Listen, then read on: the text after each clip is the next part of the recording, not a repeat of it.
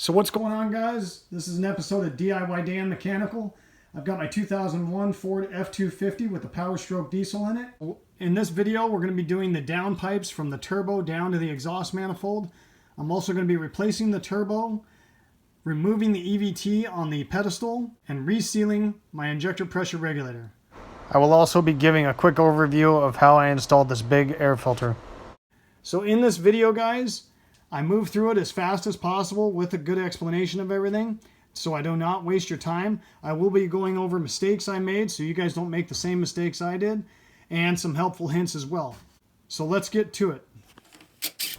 So the first thing we're going to do is get the Y pipe out of here. That's a 7/16 deep socket, and we're removing the tubes going to and from the air to air. Now I'm in the process of taking the intake boots off between the air filter and the turbo inlet. Then I loosened and removed the clamp from the turbo to the Y pipe. You can use a screwdriver to knock it loose if necessary. After that, I removed the wastegate solenoid and the molded tubes that are attached to it. Then I took the wires off that are going to my intake air heater. You're going to want to pay attention to the way they are on there, because you could create a short to ground if you do not assemble it properly. After that, I loosened one hose clamp on each side on the hoses between the Y pipe and the cylinder heads. Bear in mind, you only have to loosen them, not remove them. I did them on the Y pipe side, and I think reassembly would be easier if you loosen them on the engine side. For some reason, I did not get a video of removing the Y pipe, but once you loosen all these clamps, the Y pipe assembly should pull right out of there. As soon as you get that Y pipe off, you're going to want to stick some rags down in your intakes to make sure that you do not drop any debris or anything else down in the engine.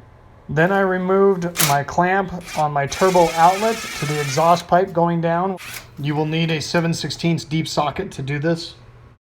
I then removed the two bolts to the plastic intake. Now the PCV is attached to that intake piece, and it is a crimped hose clamp, so you cannot remove it. So I'd loosened the intake boot off, and I just pulled the intake out of the way of the turbo. And then I also disconnected the heat up for the exhaust, which is right here. Disconnected that. I do have my crossover line, so I'm going to try and leave that in there. I'm going to try and not take it off if I don't have to. We'll see how it goes. So I've removed the two bolts holding the turbo in.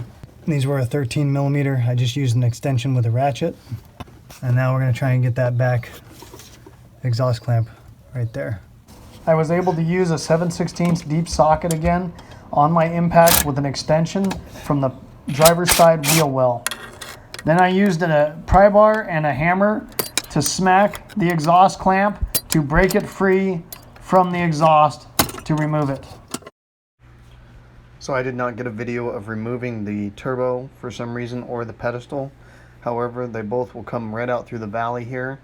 I highly recommend that you take these plastic clips holding your wiring harness across the top of the firewall off and just pulling it up and on top here, because I had a couple guys did not do that and snapped the plastic while trying to remove the turbo. After getting the turbo out, there's 4 bolts holding the pedestal in place. I just removed those and pulled the pedestal up and out. Alright guys, so we're going to go over everything I'm doing in my truck right now. The turbo itself I got from a turbo shop in Phoenix, Arizona, Turbo Auto Diesel. It's got an improved impeller. I don't have the old one to show you, but they improved the impeller, put a different actuator on it that gives me a little bit more boost. However, I did have a Banks Big Head boost, and they tested this and it's popping at 30 psi, so I am going to switch that out so I can build a little bit more boost. I think this one they said does about 22-23 psi. I did get a different downpipe from the manifold to the turbo setup. The factory ones really tend to leak right here. I'll show you that when I get it out, but this is an upgraded setup, so I went ahead and got that. And then this is the old pedestal, and you can see the EBT actuator. That's strictly for warm up on the Powerstroke. It restricts the exhaust to help the engine warm up faster when you first start it up. I'm eliminating that. I had an oil leak down in my valley. I had it for years, and I think this is where it was coming from. To replace this pedestal from Ford is just ridiculous as far as cost goes. So I just decided to eliminate it, and I bought this kit for a little bit over $100. It's a Rotomaster pedestal kit. There's that if you want to order that. And so far it looks pretty good. People complained about the O-rings not sealing up. Now usually these brown O-rings are a Viton, which are high temperature, but being as though I saw a couple threads that people didn't recommend them, I went ahead and ordered the factory O-rings from Ford. And then I went ahead and got the turbo outlet to the air-to-air seal O-ring as well. And then since I'm down in the valley and everything's out of the way, this is the kit to reseal the injector pressure regulator. So this is a little seal kit, 2 O-rings and a backup ring. So since I've got it out on the ground, the first thing we'll do is this actuator and replace this housing. So I removed all the bolts from the outer housing to switch it out. Since I pulled this off, I figured I'd show you. That is your EVT valve, and you can see how that restricts your exhaust a little bit even when it's in the open position. So that's one of the reasons I took it off, along with the fact that it's one less oil leak I can have in my engine valley. Then I took the clip and the rod off of the wastegate and removed the bolts holding the wastegate actuator. Then you can remove the actuator. So since I have this housing off, I figured I'd show you guys how the wastegate works. So your wastegate actuator is attached to the lever here. Once there is too much pressure in the intake, the actuator starts pushing this valve, opening and allowing some of the exhaust pressure to bypass and go directly to the outlet of the exhaust so it does not build more boost. I set the new housing in place, put the bolts on, and lightly tightened them down with my impact. Then I had my daughter hold the turbo housing while I finished tightening them down to the 18 foot-pounds of torque that their specification was. After tightening those down, I went ahead and put my wastegate actuator back in place and put the nuts back on it. I went ahead and put the lock nut and the clevis back on the wastegate actuator and just adjusted them relatively close to where I thought they should be. I snugged the bolts down with my impact again, but I finished them off with a 1/4 inch ratchet because I did not want to snap the bolts. You want to adjust the rod so there is a little bit of spring pressure holding the wastegate shut. If it's too loose, you will lessen the amount of boost you will gain and it will possibly open prematurely. After getting the adjustment where I wanted it, I put a screwdriver in the end of the clevis and tightened down the lock nut. Then I placed the rod back up on the lever. I went ahead and used some anti-seize just so it wouldn't end up seizing up, and then I snapped the clip into place to hold it. I also went ahead and put the O-ring on from the turbo to the Y-pipe. For the downpipe removal, you're going to want to remove the inner fenders. So there's 2 5/16 headed bolts here.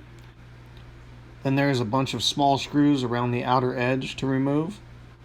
After removing those, there are 2 plastic clips under your door. If you do not have a clip removal tool, you could use a flathead screwdriver to leverage them out a little bit and then use a pair of dikes just like you would the clip removal tool. There's also going to be some push-in plastic clips holding some wiring harnesses, so you can just tap those up with a hammer. Also might be some clips holding the ABS wiring, so watch for that as well. So once you get all those out, the easiest way to get this down is to pull down on the inner edge here, get it past the bolts. Once you get that inner fender down, it'll start coming out of the top, and then you can just finish by pulling it away from the outer fender, and then it should come right out. Now we'll get the downpipes out. So here's your downpipes where they're bolted to the exhaust manifold. Went ahead and took these 2 bolts out. You can see all the oil from the EBT valve leaking. And there's the ones I took off of this side. You see those as well? Okay, those were a 13mm and a 10mm. Then I removed the bolts off of the passenger side downpipe to the Y and pulled the Y and the driver's side downpipe out through the engine valley. Now, this black right here That's what tells you I had an exhaust leak. And I did these donuts not that long ago. So that's why we're doing the downpipes. If you're losing exhaust here, your turbo is not spooling as good to produce as much boost. So you can also see this is indented in here. That's from the metal rubbing on the metal in that Y pipe. So that was probably a leak too, even though I don't see a little bit now. You got some traces of exhaust leak in here as well. So the other possible leak I thought I might have was the injector pressure control regulator. So I'm going to remove that now. This is your fuel filter housing, and that is the injector pressure control regulator right there. So you can remove that outer nut, and then your coil for the regulator will come off, and then you'll have to use a deep socket to get in there and remove the regulator itself. Okay. So I removed the big O-ring first. Then you need to pay attention to the way the backup ring and the O-ring are positioned. After removing the O-rings and the backup, I cleaned it off with some brake clean. So I went ahead and put the small O-ring on first. After installing any O-ring, you want to go ahead and run a pick underneath the O-ring and run it around a couple times, because that will take any twists out of the O-ring while you're installing it. Then we're going to move it down because the backup ring goes above the O-ring. We're going to install the backup ring, and it has a split in it, so that's why I was able to install the O-ring first. Then I went ahead and put the big O-ring on. Notice as you put it over the threads, it does kind of roll. That's why we want to go ahead and take our pick again and put it underneath it and roll it around a couple times, because if that O-ring is twisted on there, it might not seal correctly. I went ahead and plugged the harness into the coil for the IPR. Just figured it'd be easier that way before installing it. Make sure you get the locking clip correctly over the pigtail when installing. Once you tighten it back up, then put your coil back on, your spacer, and your final nut. That final nut is barely past hand tight because you were just holding the electrical coil on. I went ahead and put the O-rings from the engine to the turbo pedestal in place. So one mistake I did make, guys, is I put the downpipes in and the Y pipe off the back of the turbo on the engine first. That did not work out. It might work with the old pipes, but these did not line up correctly to get the clamp on the exhaust to the turbo. So I recommend putting the Y pipe on the turbo, setting the turbo in place, and putting the downpipes on after. So I set the turbo pedestal in place and put the bolts on. Then I tightened the bolts down to the specified torque of 18 foot-pounds. I actually thought I had the clamp on correctly and went camping and had a massive exhaust leak, which came up into the cab. So I had to completely remove the turbo, put the Y pipe on the turbo, and then reinstall the downpipes. Since we no longer have the EVT valve, I'm going to zip tie this back and tape it. So right at this clamp is where I had the nasty exhaust leak. So I tried messing with this and getting this clamp on right with the turbo in position. It did not work. I ended up having to pull the whole turbo out to this point. Now, when I had done downpipes before, the downpipes kind of held the Y up in position so you could get that clamp started. However, with these new downpipes, they must have just been leveraging a little bit and not allowing that to line up correctly. So I recommend putting the Y pipe on before setting the turbo into place, which is what I've basically done here. Now we're going to set that back into place, and I'll have to fight the downpipes getting the bolts started and tightened. Okay, we're torquing these to 35 foot-pounds. So there is some special tools you will need to do this kind of a job. This is not an easy project. Notice I've got like a 2-foot extension here, and that's so I can reach down from the bottom of the truck up to the bottom of the up pipes. So I'm showing you this in my house, guys, because it's way too hot in the garage right now. When you are installing those downpipe bolts into the Y pipe from the bottom, you're going to want to use this trick. So if you notice, this is a bigger bolt than what it is, obviously, but the concept is the same. Notice when I set that in there, if I tilt it, it falls right back out, right? So what you're going to want to do, and it'll help you out putting those downpipe bolts in, is take a little piece of a plastic bag, okay? A little chunk of it, doesn't have to be pretty. You're going to set that over your socket. You're going to set your nut or bolt, doesn't matter, whichever one, into there. So now you can maneuver this thing all kinds of different ways, and that nut will not come out unless you really get crazy with it.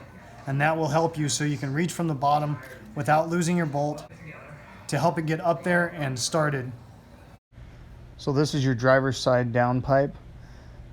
And I started the bolts on the Y and then leveraged it up into position on the exhaust manifold and tightened them all down. So in order to do this passenger side downpipe, your access is from the wheel well, since you got your inner fender out.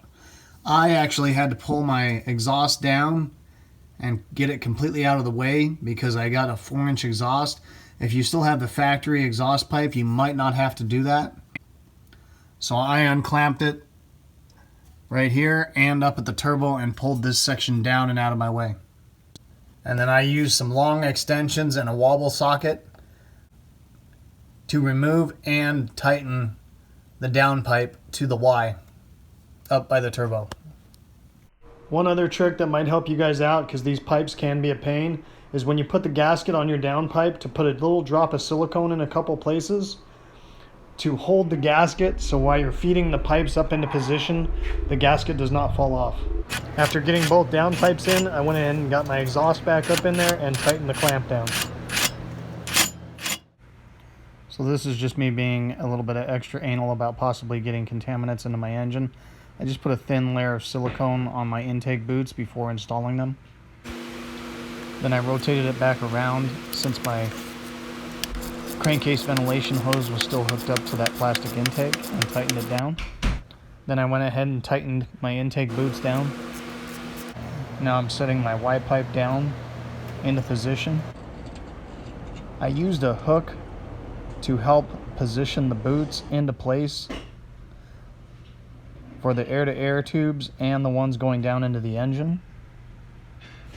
So if you do not have a hook like this, you can probably use a screwdriver to accomplish the same thing. Then I went ahead and tightened down the clamp between the Y pipe and the turbo and tightened my air-to-air tube boots back as well. Then I went ahead and tightened down my hoses between the Y pipe and the engine. You should be able to time your clamps so you can get to them pretty easily with a ratcheting screwdriver or a flathead screwdriver. I went ahead and put the wires back on for the intake air heater. Make sure you pay attention to the way you took these off, because you could create that short to ground if you do not put them on correctly. Then I hooked up my manifold air temperature sensor. Then I went ahead and put the wastegate solenoid back on and ran my tubing. So I've customized my air filter. I'm going to give you the number on that and kind of explain how I did it here. So I went from an air raid intake with a K&N style filter to this paper filter because I felt more confident of it keeping dirt and contaminants out of my engine. So to hold the end of the air filter, I used an 8-inch PVC cap, anchored it to my fender well so it actually holds it, because a lot of guys put this filter in and then don't have any way to kind of hold it in place. And this cap works really well for that. Then I just used part of my air raid kit to attach the air filter to my rubber boots. So if you don't have the air raid kit that you adapted over like I did, the diameter of the rubber boot and the inside diameter of the air filter are the same. So you just have to find a coupler of some kind to put those two together. With this air filter, I have no worries of not having enough air to supply that turbo, but also do not have to worry about contaminants getting in. So I finished tightening up the intake boots, and we're going to start it up. So to prime the turbo, I'm just going to barely crank the engine and hopefully not start it. If it does start, I'm going to shut it right back down, because you want to build oil pressure before getting it up to full speed. I did that about 5 or 6 times before starting it and letting it idle.